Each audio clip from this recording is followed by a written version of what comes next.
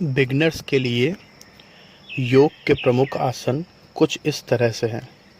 प्रथम आसन त्रिकोण आसन। इसमें दोनों पैरों में गैप करके शरीर की स्थिति इस तरह से होगी।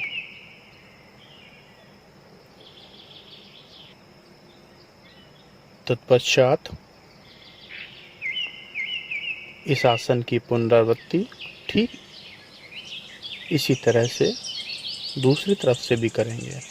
दोनों हाथों को खोलकर श्वास छोड़ते हुए अपने एक हाथ को अपने पैर के पंजे के बगल में रख के दूसरा हाथ सीधा ऊपर 90 डिग्री के कोण पर। तत्पश्चात हम अगले आसन की तरफ चलेंगे। अगला आसन है प्रसारित पादोत्तान आसन। इसमें दोनों पैरों में गैप करके श्वास छोड़ते हुए अपने सर को जमीन की तरफ रखते हैं तथा अपने दोनों हाथों से पैर के अंगूठे को पकड़ते हैं। तत्पश्चात हम अगले आसन की तरफ चलेंगे। अगला आसन है उत्थित पार्श्वकोण आसन। उत्थित पार्श्वकोण आसन में शरीर की स्थिति इस प्रकार से होगी। पैर की एड़ी से लेकर हाथ का पंजा, पूरा शरीर 45 डिग्री के कोण पर होगा। इस प्रकार दृष्टि ऊपर की तरफ होनी चाहिए। हर आसन को कम से कम 2 से 3 बार अवश्य करें तथा हर आसन की पुनरावृत्ति भी 2 से 3 बार होनी चाहिए। तत्पश्चात अगला आसन है उत्तान आसन। श्वास छोड़ते हुए दोनों हाथों को अपने पैर के पंजों के बगल में रखकर अपने सर को घुटने पर इस तरह से टच करते हैं।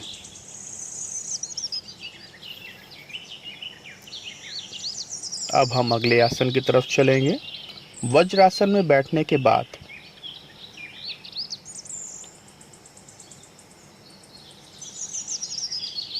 कैट काउ पोज करेंगे। कैट पोज अर्थात मार्जरी आसन, काउ पोज अर्थात बिलाड़ आसन। काउ पोज में श्वास भरते हुए सर ऊपर की तरफ ले जाते हैं तथा कैट पोज में श्वास छोड़ते हुए पेट अंदर खींचते हुए अपनी ठुड्डी को अपनी कॉलर बोन पर टच करते हैं। अगला आसन है अधोमुख श्वान आसन।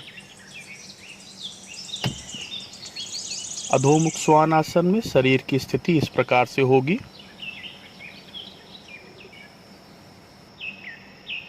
अगला आसन है ऊर्ध्वमुख श्वान आसन।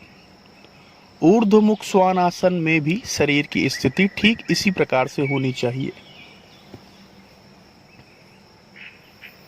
तत्पश्चात हम अगले आसन की तरफ चलेंगे।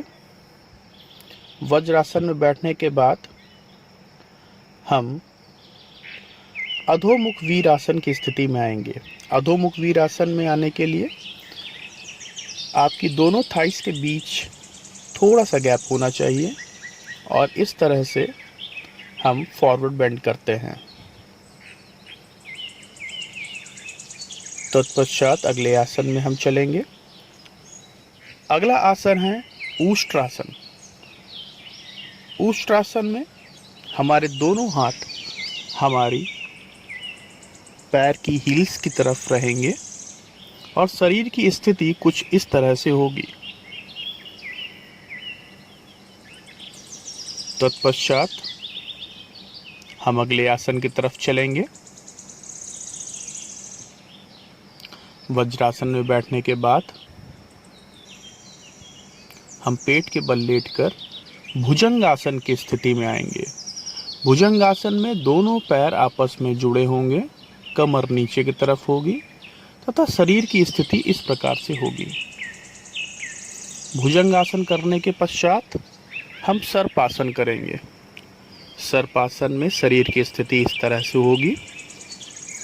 दोनों हाथ जुड़े हुए, एल्बो बिल्कुल सीधे, और अपर बॉडी उठाएंगे। तत्पश्चात अगला आसन सलभ आसन। सलभ आसन में दोनों हाथ थाइस के नीचे रख के अपने दोनों पैरों को इस तरह से ऊपर उठाते हैं।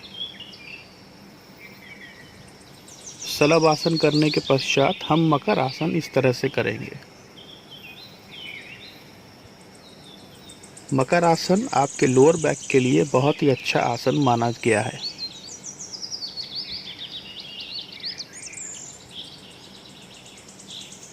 मकर आसन में हम ऑल्टरनेट लेग्स को इस तरह से चला सकते हैं तथा दोनों लेग्स को भी एक साथ चला सकते हैं। तत्पश्चात हम अगले आसन की तरफ चलेंगे। अगला आसन है धनुरासन। धनुरासन में शरीर की स्थिति इस प्रकार से होगी, पूरे शरीर को हम ऊपर की ओर यूं खींचते हैं। तत्पश्चात हम अगले आसन की तरफ चलेंगे।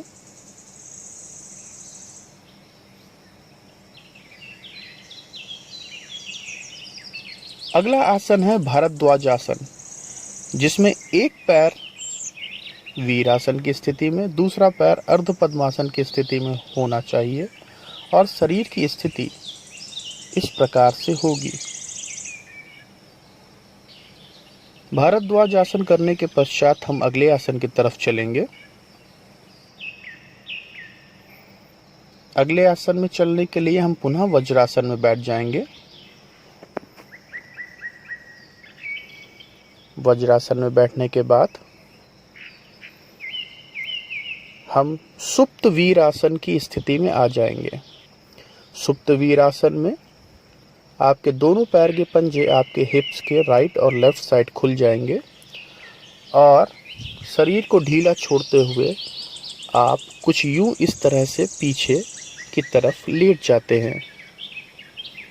सुप्त वीरासन करने के पश्चात हम अगले आसन की तरफ चलेंगे।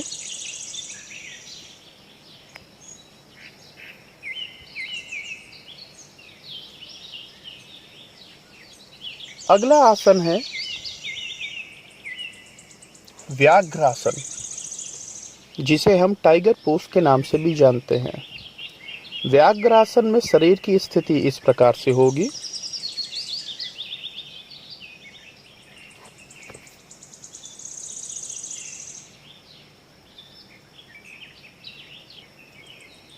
व्याघ्रासन करने के पश्चात हम पुनः वज्रासन की स्थिति में बैठ जाएंगे और अगले आसन की तरफ चलेंगे।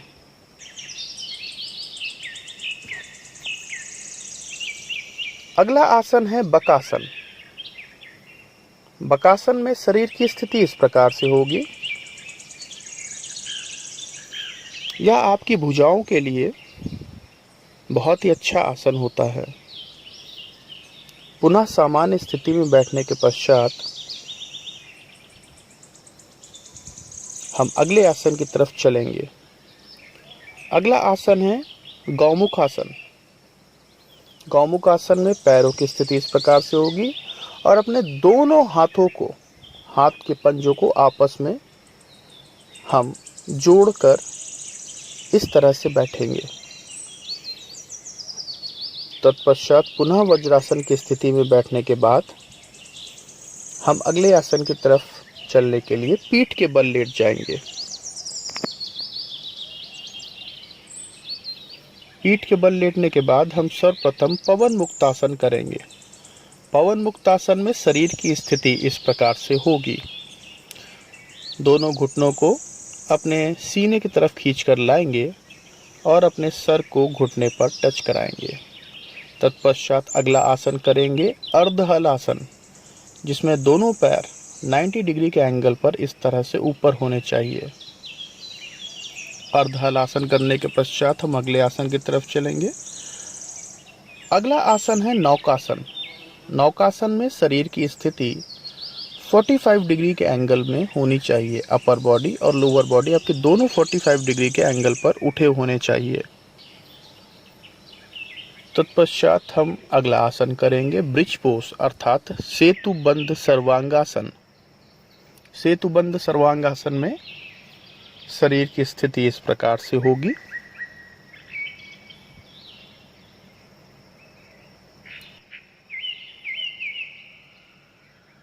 अगला आसन है सर्वांगासन। सर्वांगासन में शरीर की स्थिति इस प्रकार से होनी चाहिए तथा सर्वांगासन से हम हल आसन में इस प्रकार से आ जाएंगे।